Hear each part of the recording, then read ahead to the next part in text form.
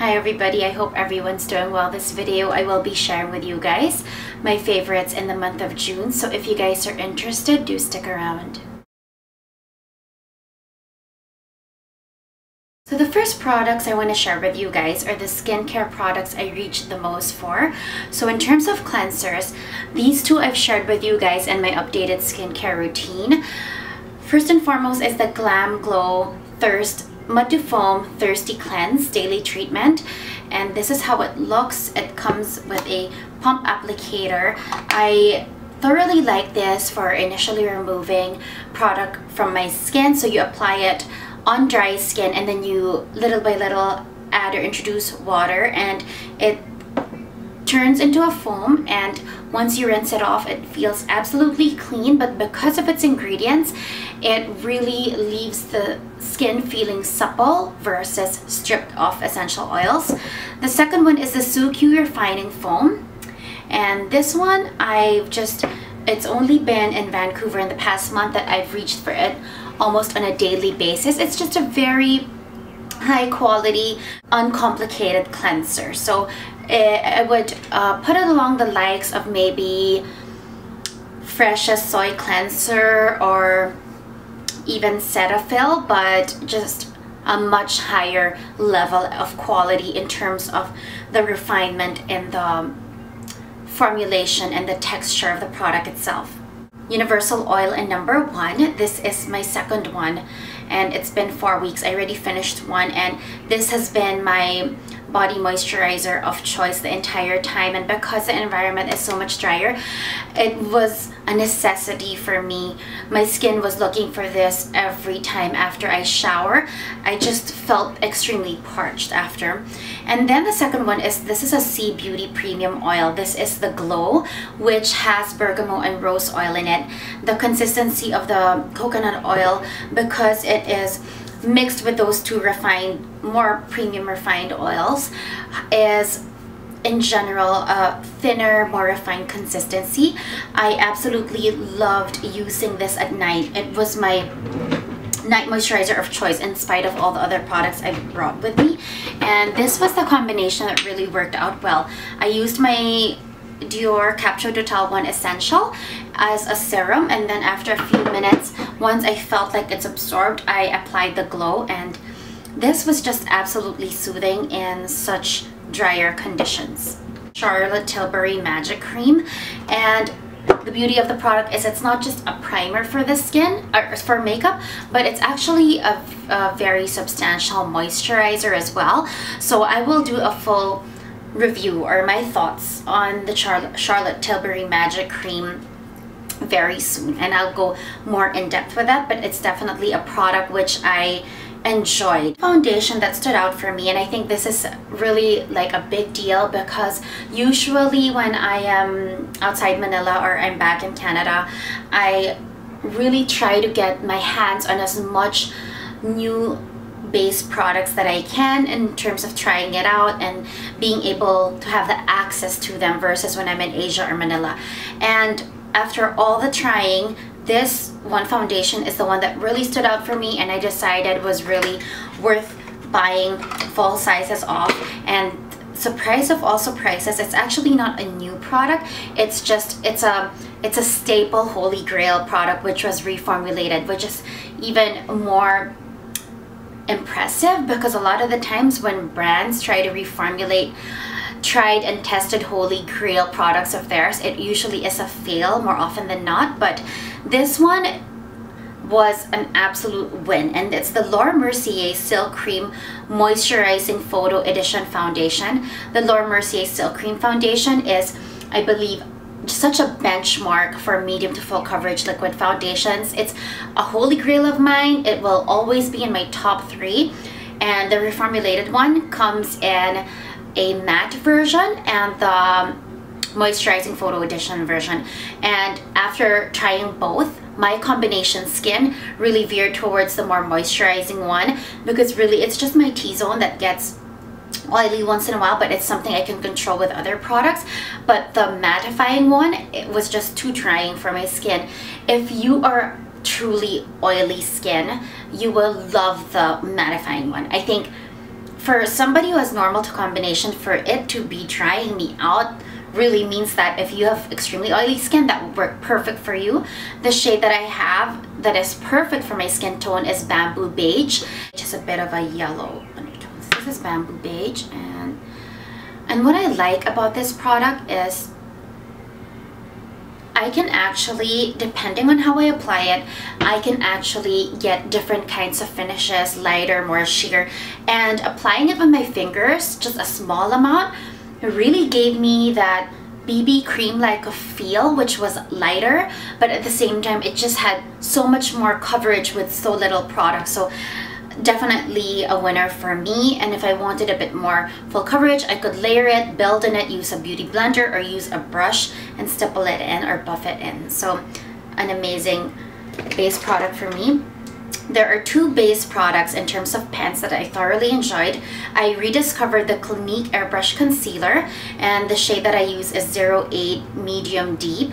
I came across a very old video of Lisa Eldridge, and I think it was her no makeup routine or getting natural beautiful skin routine, and when she mentioned this, I ran out to get it because I remember how much I thoroughly enjoyed it as a touch-up pen, not only to brighten my under eye, which it is amazing for, but to even retouch, let's say, the sides of my nose or my chin or anywhere in my T-zone that probably breaks down within the day. And it is so lightweight on the skin and even on the purse. You can easily just bring it with you in your purse and no big deal. It doesn't really take up any space or that much weight, but it packs a punch in terms of coverage, and I thoroughly enjoy it. Clarins Instant Light Eye Perfecting Base. I've been using this in replacement of my Painterly paint pot. That's how it looks. Because of the way it is, it's much easier to use in the paint pot. You just dab a bit. You don't even have to twist up a lot. So be careful with how much you twist from here because you need very little. And then I just pat it in with my finger and it looks absolutely amazing. An eyebrow definer, and this is the Tom Ford Eyebrow Sculptor. I think I've shared this with you guys, and I use it on my Get Ready With Me as well. It has a spoolie on one end and then a twist up on the other, and it just gives for a quick, easy yet polished and refined look that isn't too strong but also is substantial enough. Way better than a lot of the other brow sculpting or twist up pens that I've ever tried.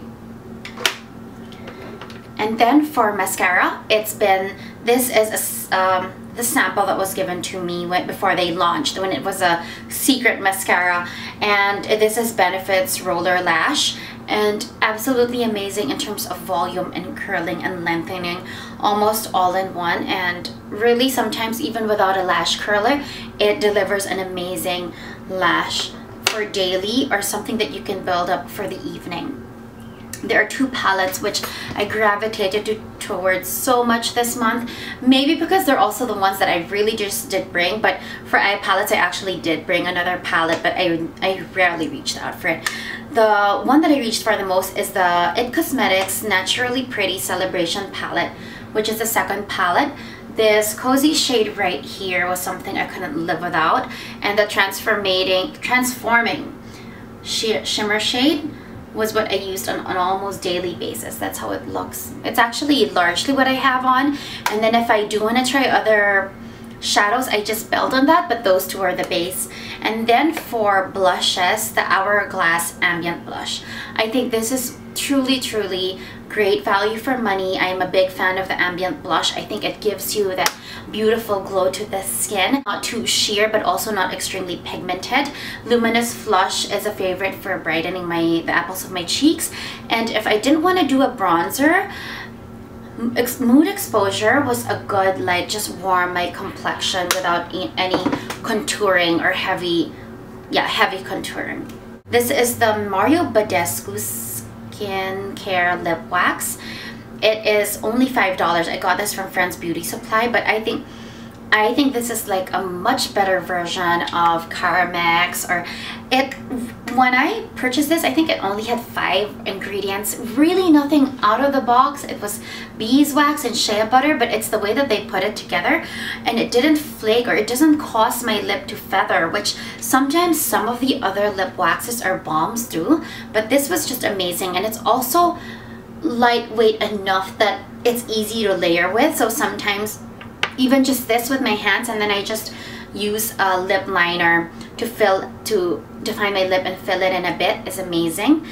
Talking about lip liners, the Makeup Forever Aqua Lip Pencil in 3C, which is, as everybody knows, their benchmark for a natural kind of lip definer, very similar to, let's say, MAC Spice. So this is the Makeup Forever version, and I've been thoroughly enjoying it. The Clarins Instant Light Lip Comfort Oil in Honey. Beautiful, rich quality and consistency. It doesn't make my lip flake or, you know, cause it to be just uncomfortable. It is very oily. It is oily and moisturizing. Obviously it's an oil, but it doesn't leave that very uncomfortable feeling like it just sits there. It feels like it actually is protects my lip from dryness, but not uncomfortably. Hope that makes sense.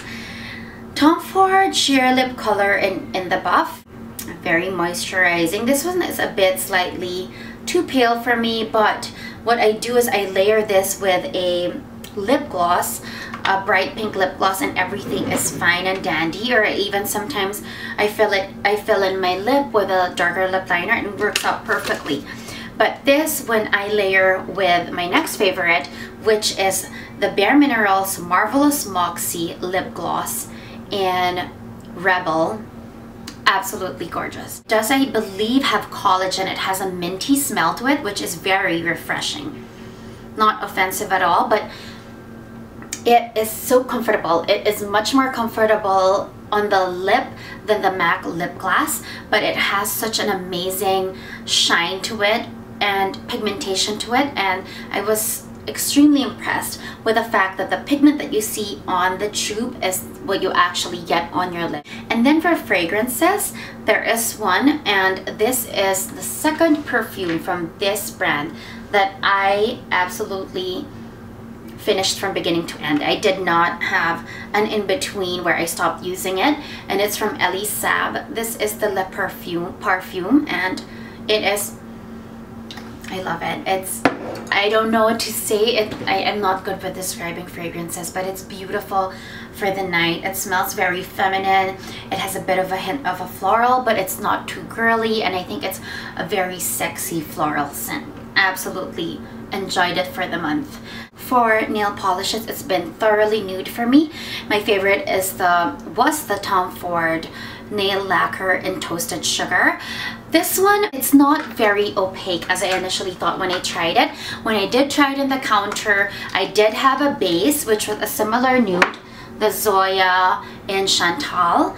All you need is it's quite sheer if you put it on its own. You probably need, the Tom Ford is quite sheer if you put it on your own. You probably need about like 3 layers, but when I do have a base, the Zoya base, I just need 1 coat and it looks absolutely amazing. What I like about the Tom Ford is the ease in application. The applicator itself, which lends itself well if you're applying on your own, and the finish it gives and the dry down and how long it lasts versus other luxury nail varnishes. So that is about it. Those were my favorites for the month of June. I hope you guys found that interesting and informative.